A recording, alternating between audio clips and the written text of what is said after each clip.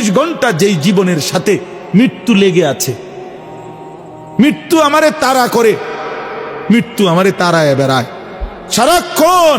আমি আপনি চলতে ফিরতে উঠতে বসতে মৃত্যুর কথা মনে হয়, না জানি মরে যাই, না জানি মরে যাই, না জানি মরে যাই। বাস চলতেছে অ্যাক্সিডেন্ট হয়ে যায়, গাড়ি চলতেছে অ্যাক্সিডেন্ট হয়ে যায়, বাহিরে আসি পরিবারে নি কোনো বিপদ হইয়া যায়, পরিবারে আসি দোকানে নি কোনো বিপদ হইয়া যায়। সারাক্ষণ মৃত্যু পেরেশানি যাকে তাড়া করে, যার কাঁধে ভর করে থাকে, সেটা আবার জীবন কি? আসলে দেখেন চিন্তা করে, কিন্তু আখেরাত ওইটাই হায়াত। কেন কেন হায়াত ওইটা? এই কারণে হায়াত ওইটা শুধুই শুরু হবে জীবন, আর কোনো দিন শেষ হবে না, আর কোনো দিন শেষ হবে না। আখেরাত শুধু শুরু হবে। আখেরাতের সুখ চিরস্থায়ী, আখেরাতের দুঃখ চিরস্থায়ী। জান্নাত এটাও চিরস্থায়ী, জাহান্নাম এটাও চিরস্থায়ী। আখেরাতে হাসলে আর কোনোদিন কাঁদতে হবে না, আখেরাতে কাঁদলে খোদার কসম আর কোনোদিন হাসতে পারবেন না, আর কোনোদিন না। ওই হাসি স্থায়ী, ওই কান্নাও স্থায়ী। এজন্য ওইটাই জীবন।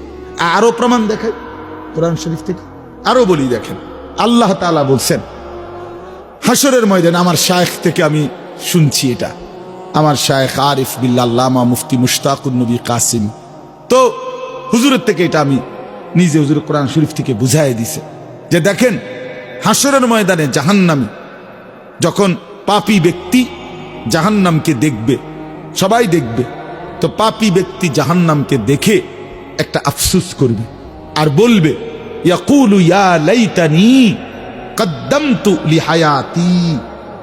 এই দেখেন এর কি কইছে, কদ্দামতু লিহায়াতি, এ আমার হায়াতের জন্য আমি যদি, আহা আফসোস, মন্দ কপাল, আমি যদি আমার হায়াতের জন্য, আমি যদি আমার জীবনের জন্য দুনিয়া থেকে কিছু পাঠাইতাম।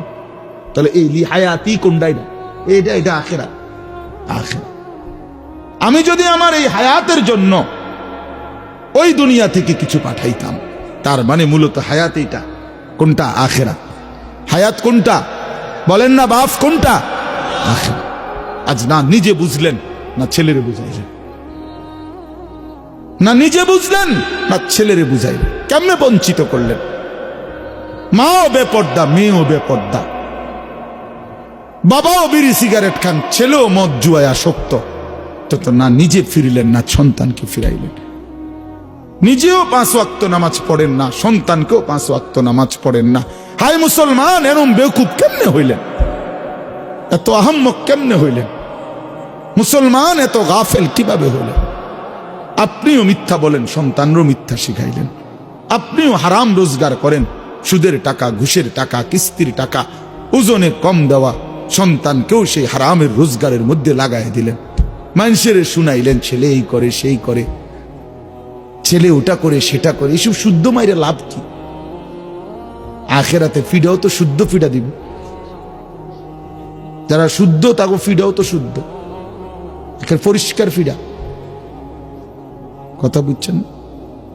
হ্যাঁ হ্যাঁ, শক্ত ফিডা দিবে তো, শক্ত। ফায়াউমা ইদিল্লা ইউআযযিবু আযাবাহু আহাদ। আল্লাহ বলছে নাফরমান মনে রাখিস, আমি আল্লাহ হাসরের ময়দানে যে আযাব দেব, এই নাফরমান, এমন আযাব তোকে কোনো দিন কেউ দিবে না। ওয়ালা ইউথিকু ওয়াতাকাহু আহাদ। আল্লাহ বলে নাফরমান বান্দা, হাসরের ময়দানে আমার মতো আমার ফেরেশতারা তোমাকে যেভাবে বাঁধবে, এমন বাঁধা তোমাকে আর কেউ বাঁধবে না। এই জন্য বাপ চলেন, জিন্দেগির মূল ফিকির আখিরাত। আপনারা যদি আমাদেরকে বলেন এই মোল্লা মুন্সি হুজুররা, কিছু হুজুর আছে শুধুই কেবল আসমানের উপরে আর মাটির নিচের কথা বলে, এইগুলো নিয়েই পড়ে থাকে। ভাই আমি এগুলো নিয়েই পড়ে, এই ডাক্তার শওকত দাঁতের চিকিৎসা ছাড়া আর কিচ্ছু জানে না। আপনি দেখেন জীবন কই শওকত ভাই, কই জিজ্ঞাসা করে দেখেন। ডাক্তার মিজান আপনার বাচ্চাদের চিকিৎসা ছাড়া অন্য কিছু করে না, সারাদিন পোলাদের চিকিৎসা করে। ওনার এনে গেলে সারাক্ষণ কে কে কে আওয়াজ শোনা যায়, ওইখানে আপনি দেখেন গিয়ে। তাহলে দুনিয়াতে তো এটাই সিস্টেম মিয়া, যার যেটা জিম্মাদারি সে নিছে, সে তো ওইটা নিয়েই ফিকির করবে, এটা নিয়ে